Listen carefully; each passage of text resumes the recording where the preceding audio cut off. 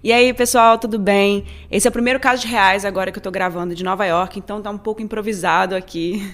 Não tenho ainda um fundo, mas o que importa é que eu trouxe aqui um caso pra vocês, já o primeiro aqui em Nova York. E se você não estava sabendo dessa mudança, se você não acompanhou nada disso, é só ir lá no meu Instagram, @erica_mirandas, vai estar aparecendo aqui.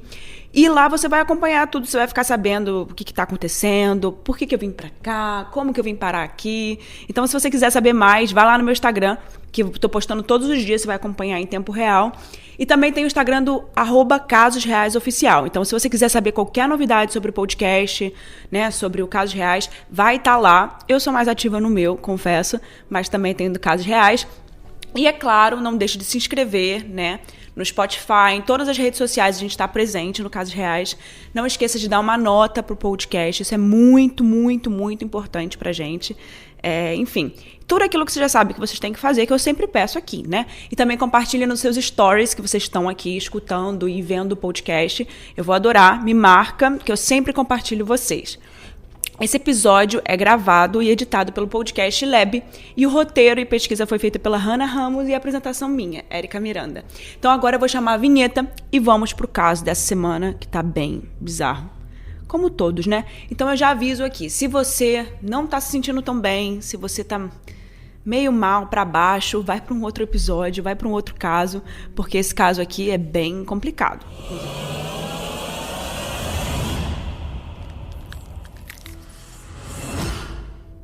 O caso de hoje, conhecido como Toy Box Killer, aparentemente é um caso bem conhecido, mas eu não fazia ideia, você fazia ideia desse caso?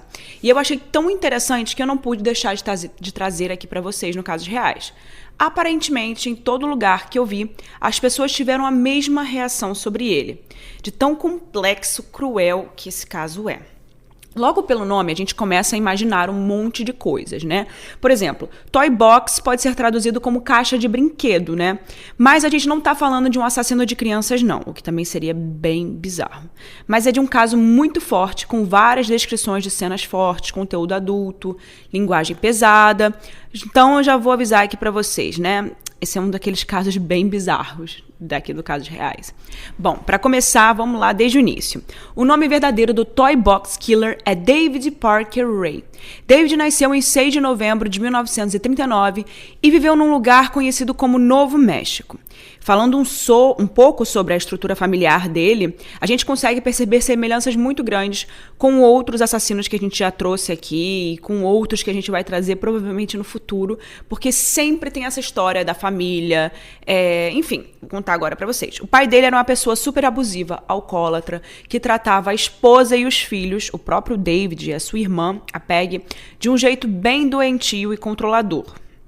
Quando David completou 10 anos de idade, os seus pais se separaram e eles foram viver com o avô. O avô também era uma pessoa super cheia de manias e tinha regras de convivência muito restritas. Ele queria que todos obedecessem a essas regras de convivência, mas se essas regras não fossem respeitadas, eles eram repreendidos de maneira violenta e muito abusiva. Então é aquela história de o pai passa para o filho passa para o neto, enfim. É uma sequência de gerações que passam aprendizados ruins que eles tiveram com os seus pais para as outras gerações. Então aquela história de abusivo, um passa para o outro, né? A criação abusiva. Infelizmente, nesse caso é o que dá pra ver. E como vocês já sabem, o pai de David não morava junto com eles, mas de vez em quando ele ia visitar a casa e as crianças. E quando isso acontecia, o pai chegava até a casa onde o filho estava, né, e sempre levava algum presente pra ele. David tinha apenas 10 anos. Então, o que a gente espera desses presentes? Bonecos, carrinhos, jogos, livros... Nada disso, gente. O David sempre ganhava do seu pai revistas pornográficas com muitos conteúdos explícitos de BDSM. Mas, Érica, o que é BDSM? Para quem ainda não sabe, aqui, ó. Tem uma galera aí que já sabe, mas para quem ainda não sabe, a prática BDSM, né, que estamos conversando, inclui bondage e disciplina, dominação, submissão, sadismo, masoquismo. É aquela história de tipo 50 tons de cinza, para explicar para vocês, para resumir. É aquela história de... Tem pessoas que sentem prazer sendo, né, sofrendo algum tipo de masoquismo mesmo. A psicóloga clínica e sexóloga Janet Brito explica que essa prática basicamente é um tipo de experiência onde ser agredido, por exemplo, né, com tapas, socos, por outra pessoa pode te trazer prazer sexual. Então, esse é o tipo. Bem, mas esse era o tipo de conteúdo que o David ganhava do pai dele com 10 anos de idade. Sim, com 10 anos de idade. Isso é absurdo, gente. Ele deveria ler sobre tantas outras coisas, né? Sobre literatura, animais, personagens de filme que ele gostava, sei lá. A gente sabe que esse tipo de assunto é polêmico, mas não estamos fazendo nenhum tipo de juízo de valor com essa prática ou qualquer experiência sexual. Até porque cada um sabe o que gosta e o que não gosta nos seus relacionamentos.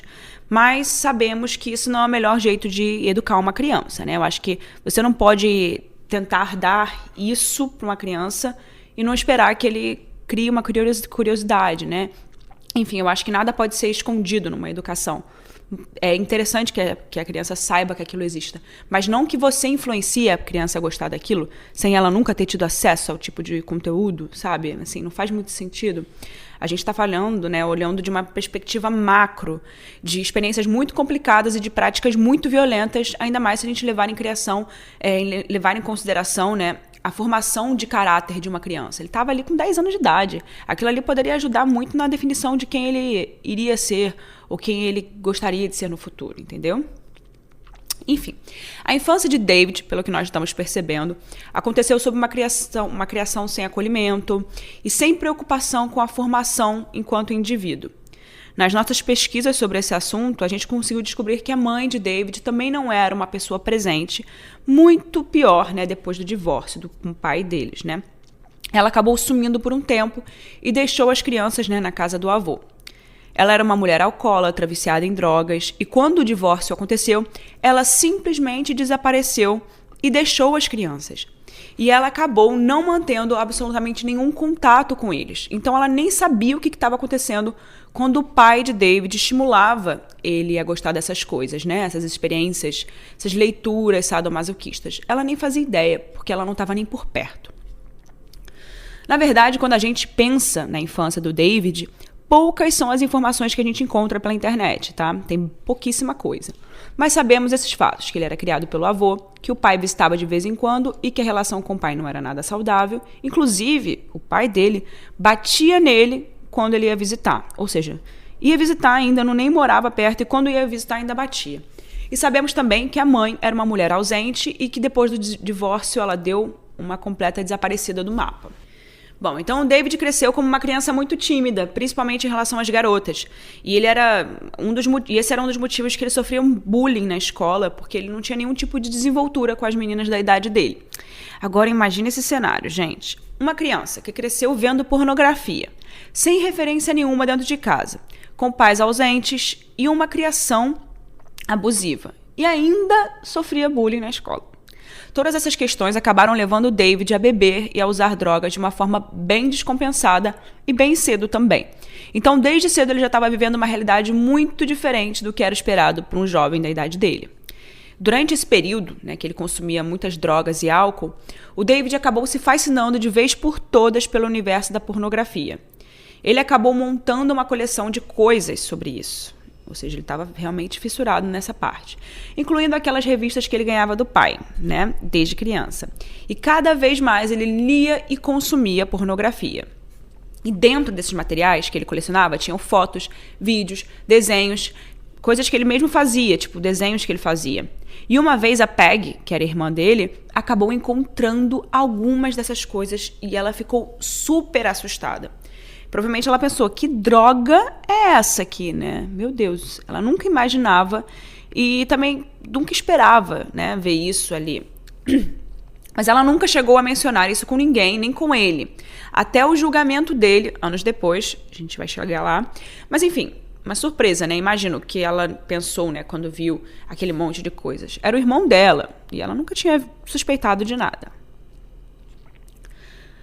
Apesar de todas essas coisas, a gente conseguiu encontrar algumas curiosidades bem interessantes sobre ele. Ele acabou se alistando no exército dos Estados Unidos e serviu por um tempo. Ele trabalhava como mecânico e muitas pessoas que trabalhavam com ele diziam que ele era um excelente profissional, além de ser competente nas tarefas que ele fazia. Ele tinha um senso de equipe muito forte, então ele estava sempre ajudando os outros colegas e ensinando as coisas que eles não sabiam fazer. No final do seu período por lá, ele chegou até a receber uma dispensa honrosa pelo seu trabalho e pela sua contribuição com o país. Olha, interessante, né, saber disso dele. Mas em relação aos relacionamentos, as coisas complicaram um pouco mais. O David foi casado e divorciado 4 vezes. E nós não encontramos a idade exata que ele tinha quando ele casou pela primeira vez, mas um dado super interessante que a gente encontrou foi que nesse período, nesse primeiro casamento, ele chegou a confessar para a esposa que quando ele era adolescente, ele tinha capturado uma mulher contra a vontade dela e a amarrou em uma árvore. E que depois disso ele torturou e matou essa mulher. E quando ele contou essa história para a esposa, ela não levou tão a sério. Ela meio que entendeu que poderia ser algum tipo de alucinação ou alguma questão mental dele, porque ele estava sempre passando por uma fase difícil, de muito sofrimento, enfim. Ela disse, algum tempo depois, que nessa época ele começava a desenvolver um comportamento estranho ao longo do casamento e que, inclusive, ele parecia ter alguns tipos de distúrbios. Isso, consequentemente, acabou fazendo com que eles se separassem. Mas, gente, se eu tivesse um relacionamento e o cara chegasse e contasse essa história, eu ia embora na hora, tchau, sem cerimônia. Que loucura, né? Imagina ela achar que é uma alucinação do cara, ao invés de achar que aquilo poderia ser verdade. Por que alguém contaria uma alucinação dizendo que seria verdade? Assim, enfim, tem doido pra tudo, né? Como eu contei aqui, ele casou 4 vezes e essas 4 vezes terminaram em divórcio. Digamos que ele não tinha muita sorte nos relacionamentos, né? Mas ele acabou tendo 2 filhas. Bom, a vida foi passando e agora ele morava em uma cidade chamada Elephant Butte. Essa cidade fazia divisa com uma outra cidade, gente, Sirenes de Nova York, tá? É até chique, né, essas sirenes. Bom, a vida foi passando e agora ele morava em uma cidade chamada Elephant Butte. Essa cidade fazia divisa com uma outra cidade chamada Truth or Consequences, que numa tradução, né, literal do inglês seria verdade ou consequência. E antes que você ache que eu tô brincando com esse nome, não. É esse mesmo nome da cidade, gente. Nessa região havia um reservatório enorme com um lago artificial, o que para muitas pessoas era o máximo, né? Já que no meio do deserto do Novo México havia um lago enorme, várias pessoas, principalmente aposentados, curtiam muito essa região. Mas como era uma região super diferente no meio do deserto, ela também chamava a atenção de todo tipo de pessoa com todas as intenções de coisas a se fazer. Inclusive pessoas que usavam drogas, trabalhadores do sexo, pessoas de rua, enfim. Todo tipo de pessoa acabava aparecendo lá. Muitas dessas pessoas ficavam nas margens do rio. E durante essa época, quase no início dos anos 2000, as cidades de Elephant Butte e Truth or Consequences eram conhecidas como as maiores no nível de criminalidade do país. Haviam muitos assaltos, estupros, coisas bem ruins aconteciam por ali. E o David, ao longo dos anos, conseguiu juntar dinheiro e foi levando a vida dele. Ele trabalhava como mecânico desde muito cedo. Então, ele arrumou uma nova namorada, a chamada Cindy, que ele conheceu no trabalho. Naquela época, ele trabalhava no Lake State Park da cidade, e o namoro logo evoluiu e eles começaram a morar juntos em uma mobile home. Para quem não conhece esse tipo de casa, né, de construção, as mobile homes são casas capazes de serem transportadas de um lugar para o outro em algumas horas. Esse é um tipo de habitação móvel, muito comum aqui nos Estados Unidos, que pode ser transportada sobre uma carreta ou um caminhão. O David estava com dinheiro guardado, morando com uma mulher que estava apaixonada por ele e topava tudo pelo relacionamento. Em um local completamente pacato, né? O que ele fez? Ele resolveu dar um passo muito importante, né? Ele resolveu realizar um desejo que ele tinha há muito tempo, que era construir a famosa Toy Box. Os dois juntos gastaram cerca de $100 mil em um trailer vazio, com paredes à prova de som. Eles colocaram vários itens dentro desse trailer. Facas, tesouras, agulhas, aparatos cirúrgicos, correntes, fitas, cabos de eletricidade, brinquedos sexuais e por aí vai. O David decorou a parede com várias imagens pornográficas de mulheres sendo amarradas, estranguladas e por aí vai. E como ele era mecânico, ele sabia construir muitas coisas, né? Então ele achou interessante construir seus próprios brinquedos sexuais. Mas a maioria desses brinquedos não eram feitos para dar, né, prazer, mas sim para causar dor. E ele comprou uma cadeira, aquela cadeira de ginecologista quando a gente vai, né, fazer a consulta, e colocou dentro desse quarto, junto com o gerador, né, que ele usava para tortura. E uma dessa cadeira, no teto, tinha um espelho enorme para que a pessoa que estivesse sentada conseguisse ver tudo o que estava acontecendo. Ele, inclusive, gostava de envolver alguns animais ao longo, né, dessas coisas. Gente, é tudo muito doido, assustador, é complicado, né? Enfim, na noite de 22 de março de 1999, Cynthia Vigil, de 22 anos, estava coberta de sangue, nua e com uma coleira de metal em volta do pescoço, correndo pela rua, desesperada procurando ajuda. E ela viu um trailer com a porta aberta e entrou pedindo socorro desesperadamente. Ela contou que ela tinha sido capturada por um homem e por uma mulher, que a sequestraram e a mantiveram como escrava, né? Eu não vou falar aqui a palavra. Como escrava por 3 dias. Na casa dos dois, ela foi estuprada, torturada com chicotes, instrumentos médicos, choque elétrico e dentre muitas outras coisas. Em alguns minutos depois, a polícia chegou e ouviu Cynthia contar aquela história horrível de tortura, sequestro e tudo mais. Ela disse à polícia que foi colocada em uma cadeira onde ela recebia choques elétricos, vibradores, chicoteada, machucada, enfim. Ela também contou que foi enforcada e estuprada repetidas vezes por David e que ela já estava com a morte dela certa. Ela já achava que não ia conseguir passar por aquilo, não. Ela achava que jamais sairia viva daquele lugar. Nunca. Ela nunca esperava que ela conseguisse escapar. Mas na manhã do 3º dia que ela foi raptada, enquanto o David tinha saído para trabalhar, a Cindy, que era a esposa, deixou sem querer as chaves em uma mesa perto de onde a vítima estava acorrentada. Ela tentou se soltar com as chaves e ligar para a polícia, mas a mulher de David chegou na hora e elas acabaram entrando numa briga. A Cynthia conseguiu pegar um picador de gelo e atingir a Cindy no pescoço. Quando ela caiu, a Cynthia saiu correndo, fugiu da casa e não parou até encontrar aquele trailer. David Parker Ray e Cindy Leah Handy foram presos. Durante o interrogatório dos policiais, os dois contaram a mesma história.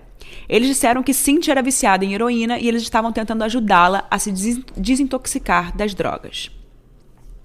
Mas a polícia não apenas ouviu os criminosos, ela foi buscar informações na casa deles. E quando eles chegaram naquele espaço construído pelo David e pela Cindy, a polícia logo encontrou evidências que sustentavam a história da vítima. E dentro dessas evidências, uma fita de áudio. Eu vou traduzir para vocês o que está escrito nessa fita, o que ele fala nessa fita, que inclusive está no YouTube, ela completa, vocês podem escutar. Eu vou botar aqui um trecho, não vou botar tudo para vocês, inclusive é uma parte bem forte, então, gente, me perdoem aqui, mas é bem forte, não vou colocar tudo, tá bom? Então, se vocês quiserem escutar, tá no YouTube, é só colocar um trecho. Hello there, bitch. Are you comfortable right now? I doubt it. Wrists and ankles chained, gagged. Probably blindfolded. You are disoriented and scared too, I would imagine. Abre aspas. Olá, vadia, você está confortável agora? Duvido. Os seus pulsos e tornozelos estão acorrentados, amordaçados. Provavelmente você está vendada. Você está desorientada e assustada também, eu imagino. É perfeitamente normal, dadas essas circunstâncias. Por um tempo, pelo menos, você precisa se recompor para escutar essa fita. É muito relevante para a sua situação. Eu vou lhe contar em detalhes por que você foi sequestrada, o que vai acontecer com você e como você vai ficar aqui. A informação que vou dar para você é baseada em minha experiência lidando com cativos por um período de vários anos. Agora você obviamente está aqui contra sua vontade, totalmente indefesa. Não sei onde você está, nem o que vai acontecer com você. Você provavelmente acha que vai ser estuprada e tem certeza disso. Nosso principal interesse é o que você tem entre as pernas. Você será estuprada completa e repetidamente. Minha amiga e eu temos mantido escravas sexuais por anos. Nós dois temos problemas bizarros envolvendo esse tipo de coisa. Enfim, descobrimos que é extremamente conveniente manter 1 ou 2 prisioneiras disponíveis constantemente para satisfazer nossas necessidades específicas. Fecha aspas. Gente, o texto é gigante. Eu não vou ler tudo, tá? Eu só coloquei uma tradução para vocês rápida. Dentro do outro trailer, né, quando a polícia chegou e viu tudo aquilo, inclusive depois de ver a fita, que ficava do lado da casa móvel, estava a Toy Box. E com todos os instrumentos de tortura, com os desenhos de como David torturava as vítimas e todos aqueles objetos que a gente acabou de falar, isso ficou bem claro para a polícia o que estava rolando ali, né? Mas como se não bastasse, além da fita de áudio, os policiais encontraram um vídeo de uma mulher sendo torturada por eles. Bom, aquilo ali trouxe uma repercussão muito grande para a cidade e para a população daquela região em geral, né? Uma mulher chamada Angélica Montano disse à polícia que ela também tinha sido sequestrada, estuprada e torturada por David e Cindy por 3 dias. E depois ela foi drogada e deixada em uma estrada no deserto. Ela até chegou a ser encontrada pela polícia naquela hora, naquele momento, quando aconteceu, mas eles não acreditaram no que ela tinha contado. Quando a prisão de David foi revelada, ela decidiu voltar e ir na polícia novamente para correr atrás do que tinha acontecido com ela. E quando os investigadores assistiram aquela fita com uma mulher sendo torturada, eles repararam que ela tinha uma tatuagem no tornozelo. E por isso eles decidiram seguir as pistas e chegaram até a vítima, a Kelly Garrett, que foi encontrada no Colorado. Ela havia se casado apenas alguns dias antes de ser mantida em cativeiro por David e uma de suas filhas, a Jessie Ray. Ou seja, agora tem a Jessie também, a filha do David, que era amiga de Kelly. Em um dia, elas estavam em um bar e a Jessie drogou a cerveja de Kelly, a cerveja que ela estava bebendo, e a Kelly, drogada, queria ir embora para casa, mas a Jessie bateu na cabeça dela por trás e ela caiu no chão desacordada. A menina acabou sendo levada por Jessie até a casa do pai e foi torturada e estuprada por 3 dias. Depois, na mesma coisa, drogada e deixada numa rua perto da casa dos sogros dela. Naquela época, os sogros dela achavam que ela estava viciada em drogas e que estava confusa demais para entender o que estava acontecendo. Meio que não levaram em consideração tudo o que ela estava contando, né? Ninguém acreditou quando ela contou. E aí, como consequência, eles pediram para que ela fosse embora de lá e que fosse morar no Colorado. A Cindy, a companheira de David, soltou alguns nomes, né, das vítimas depois dessa época, né? Ela já estava presa mesmo, só restava colaborar, né, com a polícia. Em um desses nomes, mais uma surpresa. Mais um caso em que a filha do David, a Jessie, estava envolvida. Segundo Cindy, a Jessie e o pai haviam participado do assassinato de Mari Parker, de 22 anos, junto com o seu ex-namorado, Dennis. Na confissão do David à polícia, alguns anos depois, ele conta que Jessie e David embrulharam o corpo da Mary em um cobertor e dirigiram para Monticello Canyon, perto de Truth or Consequence, e jogaram ela em um barranco. E depois desceram nesse barranco com a ajuda de pais para poder enterrar.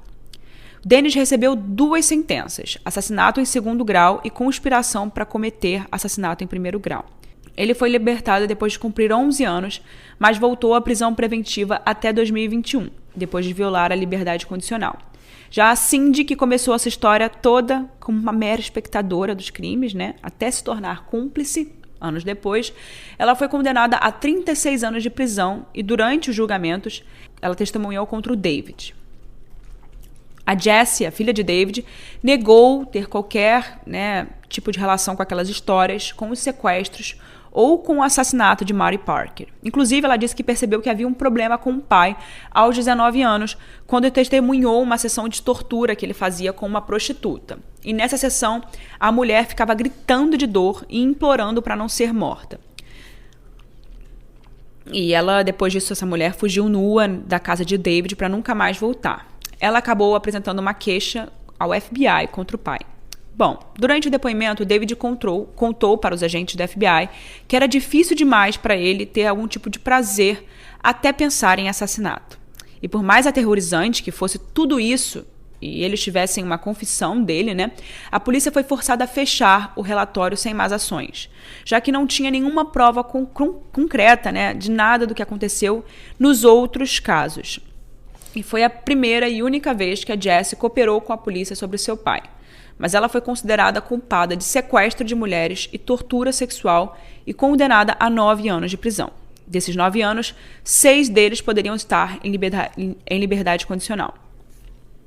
Por fim, o David Parker foi julgado separadamente para cada vítima: Cynthia Vigil, Angélica Montano e Kelly Garrett. Anos depois, ele concordou com um acordo judicial e foi sentenciado a 224 anos.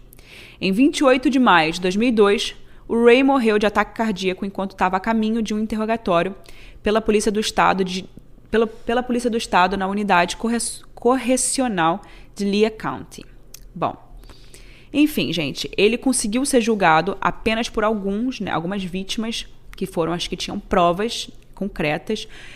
Pode ter tido diversas outras que a gente nunca vai chegar a saber, a não ser que alguém contasse, né? A não ser que a Jessie contasse ou a Cindy contasse, mas fora isso a gente nunca vai saber se eles não contassem, né? Porque algumas dessas vítimas provavelmente podem estar sem vida em algum lugar, ou algumas outras vítimas podem ter vergonha de contar o que aconteceu, porque o nome fica marcado, né? Não tem jeito, isso acaba naquelas cidades pequenas, as pessoas acabam sabendo quem é quem e elas podem ter medo de contar para, enfim, não sair nas notícias, enfim. Esse foi um caso bem difícil aí pra gente gravar e pesquisar, porque é bem duro.